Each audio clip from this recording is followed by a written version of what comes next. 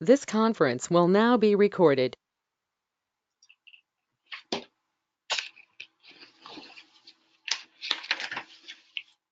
So this is me. I'm Emily Goldman, and in my professional life, I'm a financial planner. I'm passionate about creating financial freedom for busy families, and to me that means really freedom from anxiety and worry that build up when we don't plan or we don't know the next step to take. In my personal life, I'm a mom, and I know how challenging it can be to manage a busy family schedule, and on top of that, find some time and energy to focus on the family finances. So I commend you for taking the time today.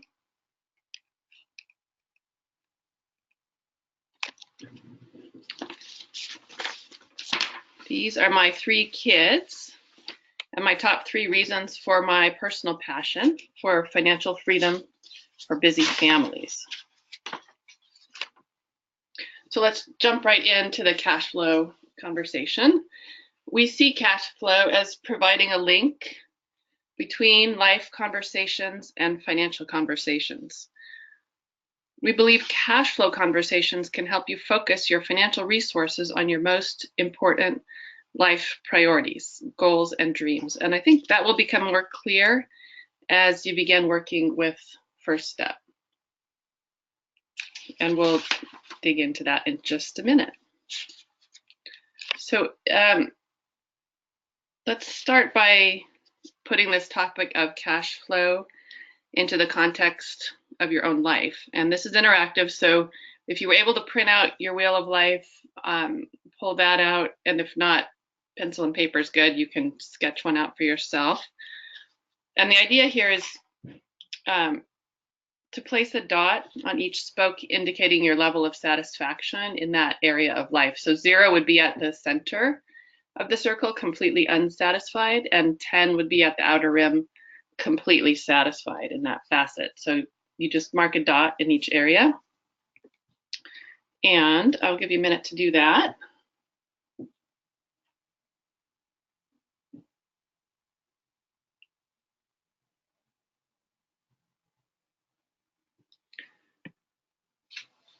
And then what you want to do is draw a line to connect the dots and create your life wheel. So then you get a visual. Is your life wheel round, or does it have flat spots? Is it deflated or full? And what does this exercise tell you about your life? Is your life balanced? Are there areas that possibly need attention? And in what facets would you like to experience more satisfaction? Which ones are the very compelling ones for you? So thinking in that sense, choose one facet, maybe the one that's most important to you, or maybe just that needs the most attention. And I'm going to have you write for just maybe 30 seconds max here, and jot down on your paper there what you could do to improve this facet of your life, sort of setting aside barriers and dreaming big. Anything goes, just write down all your ideas. So let's take a few moments for that.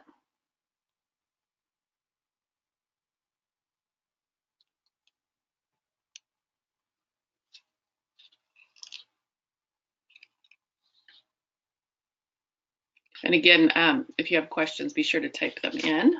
I'll be perusing those as we go along.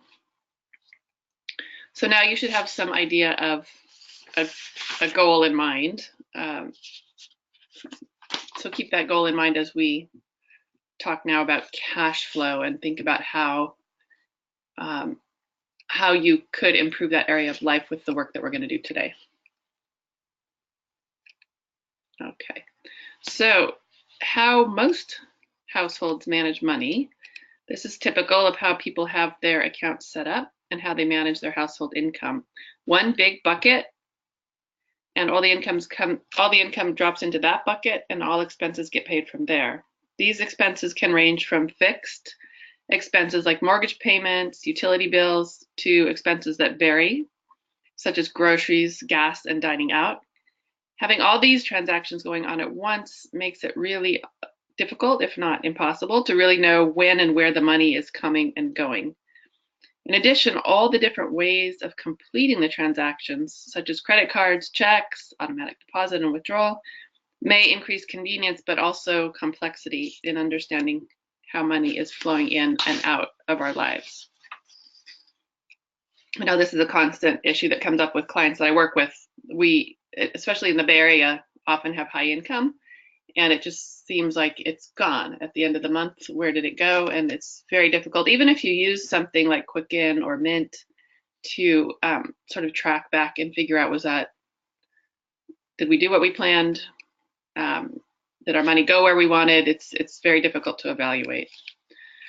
So imagine instead that we have 3 buckets of money rather than just one, and that the money in each bucket is for a specific purpose.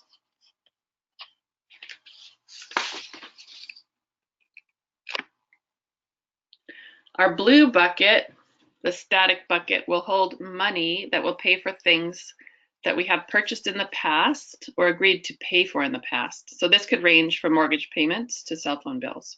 In other words, the money in this bucket covers things we've made a commitment to pay for on a monthly basis, as well as any bi-yearly or yearly commitments, such as taxes and insurance premiums. Our second bucket, the control bucket, it's yellow. This holds money to help us pay for things we purchase every week, though they often vary in cost. And with this, we would pay for anything from groceries to recreation. Typically, when I'm working with clients, we're looking at gas, groceries, and eating out as our 3 main types of expenses in this category. And finally, the dynamic bucket, the third orange bucket here, holds the money we use for all we pay for in the future. So this could range from an emergency fund to a dream family vacation.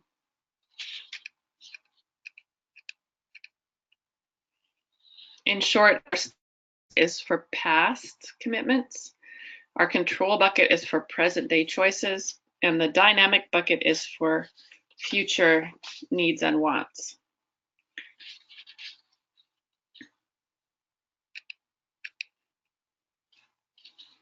Here are some important things to remember about the static bucket. The money in this bucket is for things that you committed to pay for in the past. Because of this prior commitment, your payments are almost always predictable. You know how much you need to pay each month, and there are no big surprises. I would put utilities in this bucket, like PG&E, trash, and water, and sometimes those do vary, but typically within a pretty well-known range. And the critical part here is to understanding and taking control of your cash flow is knowing how much it takes to run your household on a monthly basis. And I'm sure you're not surprised to hear that clients I work with often don't know how much. It's very difficult for most people to put a number on that.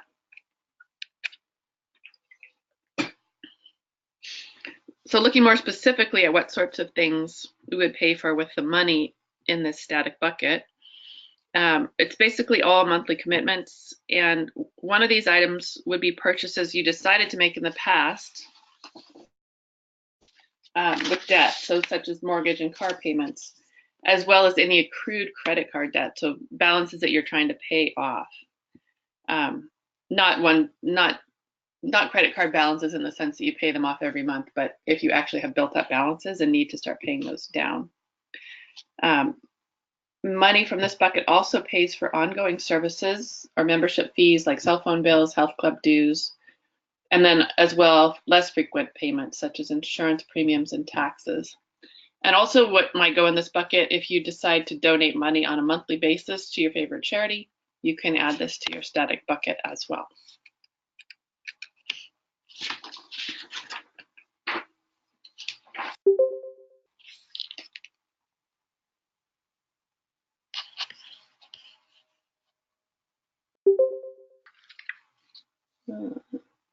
It's important to remember that because the weekly expenses you pay for with the money in your control bucket always vary, it's hard to monitor where the money is going and how much is being spent. I think this is the area where most people really feel like they don't have a handle on how much goes out. So deciding on a set amount of money ahead of time to put in the control bucket each week Can help you manage these hard to track weekly expenses and make sure you're not overspending.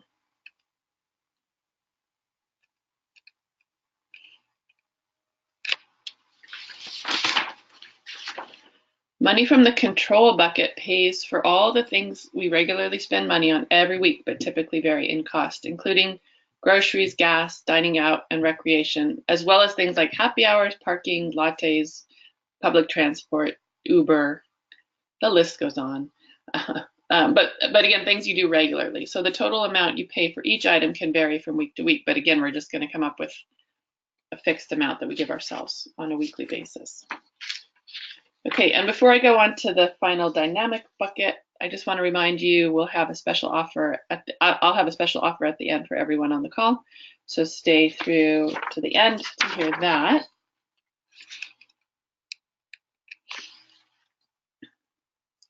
Deciding what we'd like to purchase in the future using money from the dynamic bucket is the fun part. Not only will we be sure to put some aside as a cushion for unexpected financial challenges, which gives us some more security about the future, but we also allocate to reaching the goals that we dream of accomplishing, like the ones you wrote down just a moment ago. And this is where I spend a lot of time with my clients. Once they've sort of built in a base of knowing that they can meet their basic needs, we identify what are those goals, dreams, and priorities, and I help them build that into their cash flow structure. So they're regularly setting aside for those things. Money in the dynamic bucket will pay for anything we need or want in the future. This could be a wide range of goals and totally depends on the needs and wants of each person. Usually, people will allocate some money to emergency fund. I definitely recommend that. Retirement savings, healthcare savings, college savings is another big one for many of my clients, things that will ensure financial security. And then some of the money is also allocated to needs you foresee in the future, things like car repairs, home improvements, or even car replacement. And lastly, money is allocated to several wants that we have, including, could be shorter term things even, like holiday and birthday gifts. This is one where I think a lot of people don't really build this into their annual budget, is how much you're going to spend during the holidays, birthday gifts, other celebrations, and family vacations, other charitable giving.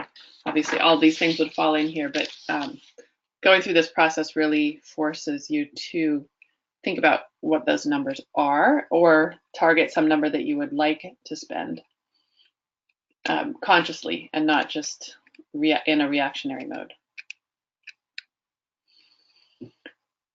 Now that we understand what types of expenses each bucket of money will pay for, let's see how those buckets work together. The amount of money needed for your static bucket will directly affect what's available for your control bucket and dynamic bucket. This scenario that we see here, with the large static bucket and a very small control and dynamic bucket, could represent the financial state of a student just entering the workforce after graduating from college. The person may have large student loans to pay off and is starting at a lower salary. So relative to their available amount to spend, basically relative to their income, their fixed expenses are high, possibly with student debt. And so what they can spend on a regular basis and save for the future is necessarily small by comparison.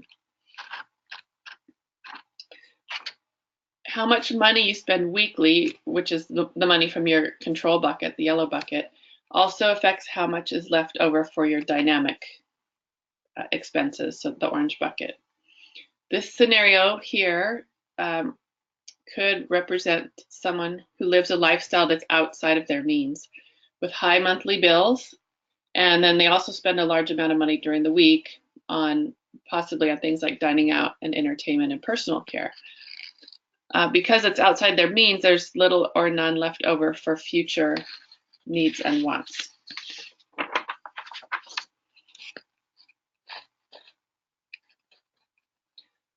It's important to also keep in mind that any new large expenses that were not saved for ahead of time in your dynamic account, so your orange bucket, those will end up being added to your static bucket, right? Your fixed expenses will grow in the form of debt. Money from the control bucket or the dynamic bucket will need to transfer over to the static bucket in order to cover the new expense. So that means, right, the less fun things are then going to cover the new commitments, or the more fun things, I should say. The things we might enjoy more in terms of our lifestyle may go down. Unless there'll be less available, obviously, for future needs and wants. To simplify your cash flow and help you to easily monitor where your money's going, you can set up your bank accounts to function like these buckets, and here's what it would look like. Your household income would go directly into your static bucket, and this bucket usually consists of one checking account for paying monthly commitments and possibly a savings account or two to fund any bi-yearly or yearly commitments like property taxes and insurance premiums. Or even, if you're self-employed, you might need to be setting aside for income taxes. Or if you have other lumpy income without withholding on all of it, then you would have separate savings possibly to build up for tax payments. So this is typically what people already have set up. And when I work with clients on setting up this system, typically they would maintain their existing bill paying checking account. So that would not necessarily change for most people. Your fixed expenses on monthly bills can be automatically paid from this checking account using online bill pay, automatic withdrawal from checking or credit, or even credit card transactions. If you can pay some of your bills on credit card, that's totally fine. You're sending money to this account, so there will always be enough to pay for those expenses.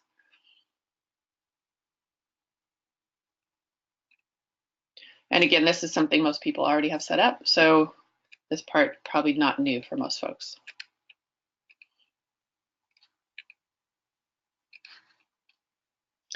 As soon as the income comes into the static bucket, certain amounts can be automatically transferred out to fill your control bucket and to fund your dynamic bucket. Your control bucket will consist of, I went a little too far there. So control, I'm still in the middle talking about the yellow buckets.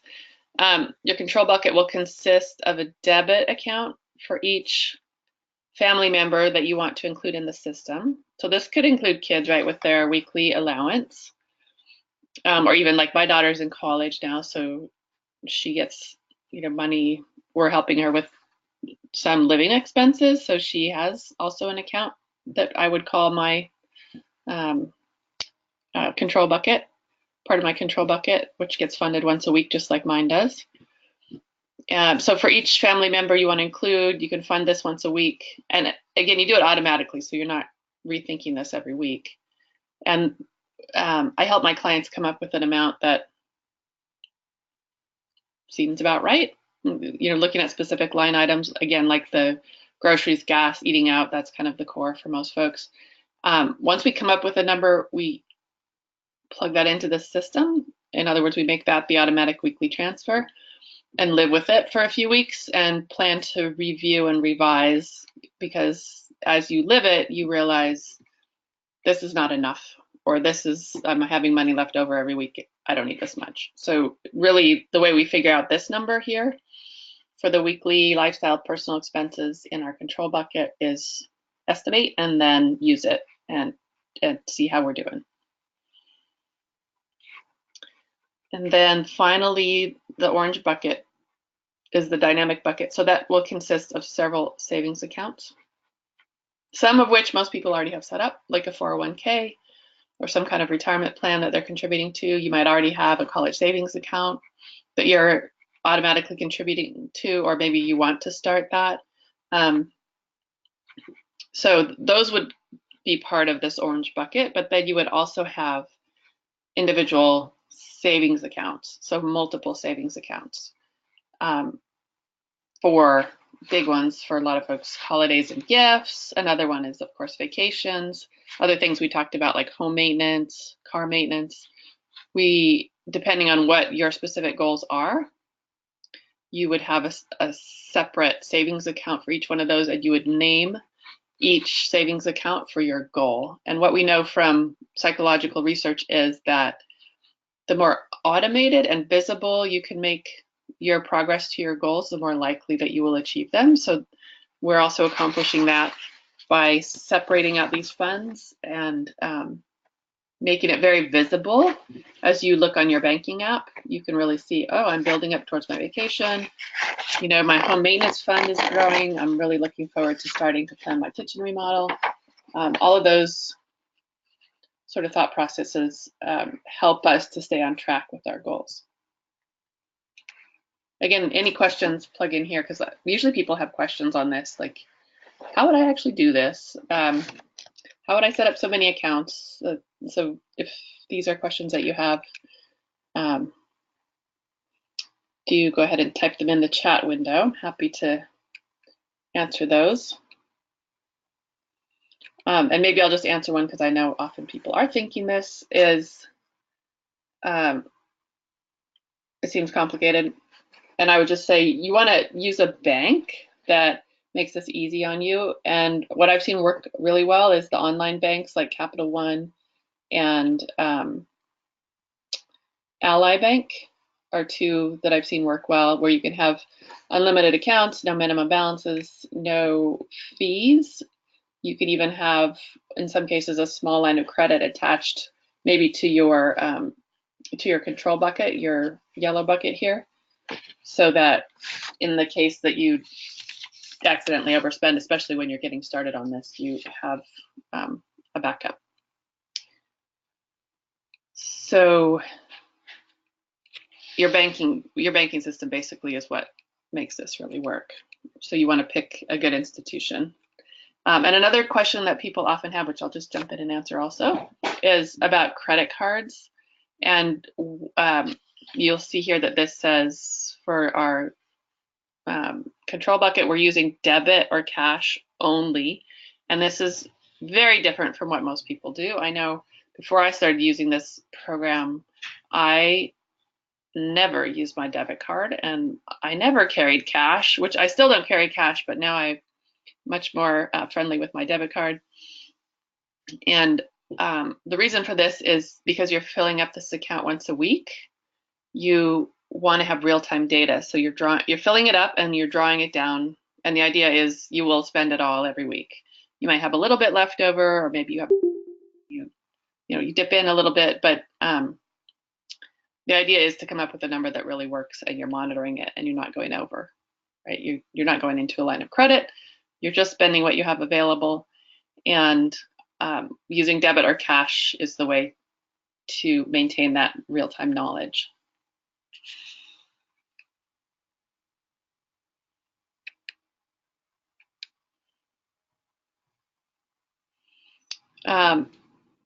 One other thing on credit cards is, even though we're not using credit cards for these weekly expenses, we can use credit card for fixed expenses in the static bucket, or the goals that we've set up in our dynamic bucket.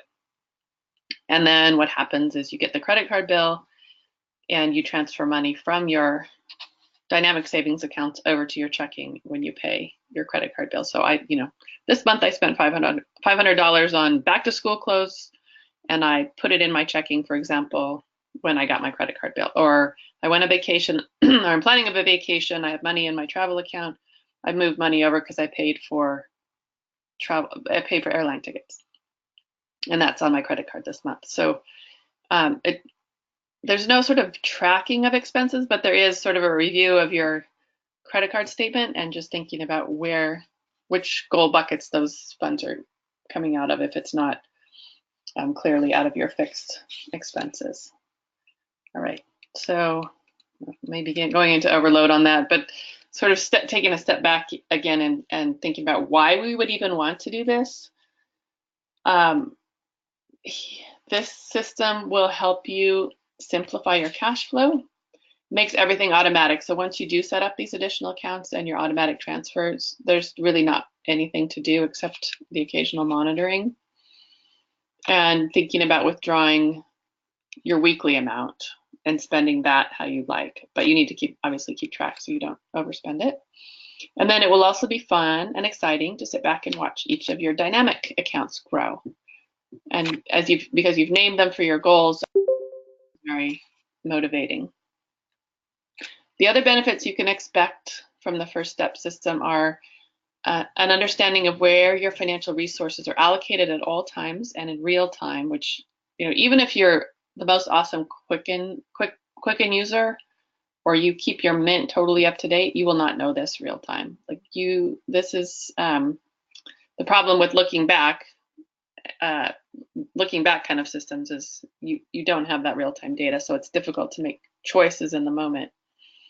It also gives you a framework that makes those decisions easier. It gives you a way to communicate about and manage your household money with your family. And it's also a way to prepare for both expected and unexpected life events. In addition, the process of figuring out what your plan will look like gives you the opportunity to really clarify what your priorities are and to set a path to reaching your goals.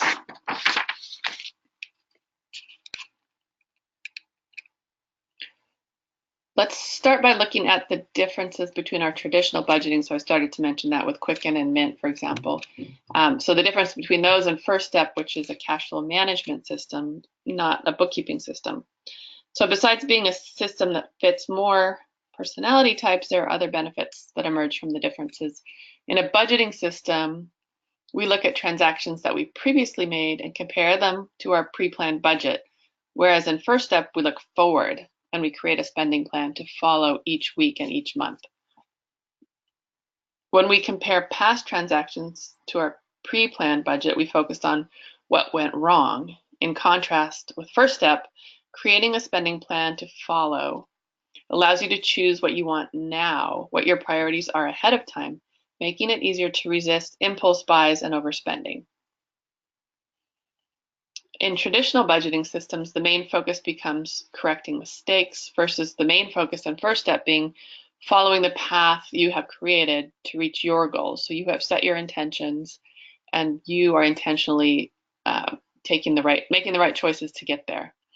Budgeting often leads to clients feeling deprived, constricted, but with cash flow management, we create room for more choices and freedom when making daily decisions, which is kind of counterintuitive because it seems like, if we're going to limit ourselves on some things, we're going to feel that constriction. But I think what I've seen happen, certainly in my own experience too, is we become much more motivated by what we really want. And when we can really see that we're making progress towards what we really want, then the things that aren't that important to us, or on a relative basis, are not as important. It's much easier to choose to not spend on those things. And then as far as maintenance, the traditional budgeting system requires constant tracking of transactions. Even some get categorized automatically, like in Quicken, this will happen, or Mint. But not all of them, and sometimes they're wrong. So there's that constant sort of monitoring and making sure that they're correct and they all got categorized. Whereas First Step creates a system of accounts that work together automatically and leave no follow-up work for you.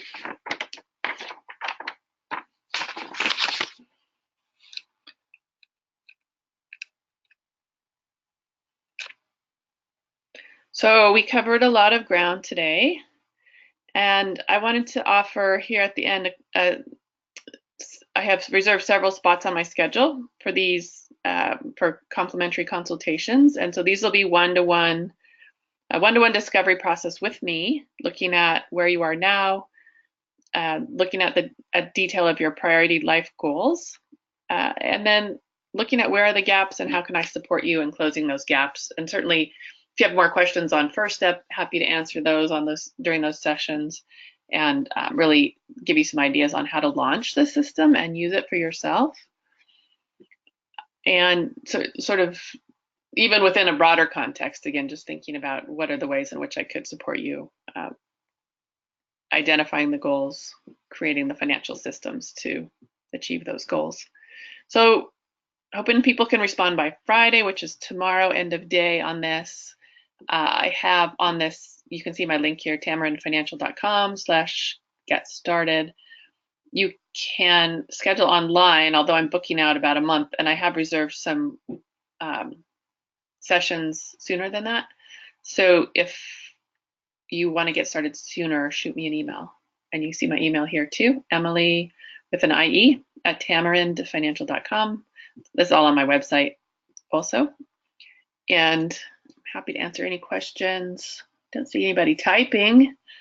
Maybe I answered them all with my running monologue here. Again, love to chat with you in more detail about your specific situation, and if there's a way I can support you, let me know by tomorrow end of day, email or booking online. Either one will work. All right, and I don't see questions, so we are gonna wrap super early. Oh my gosh, it's only 12:34. And thank you again for joining. Really hope this was helpful and look forward to being in touch.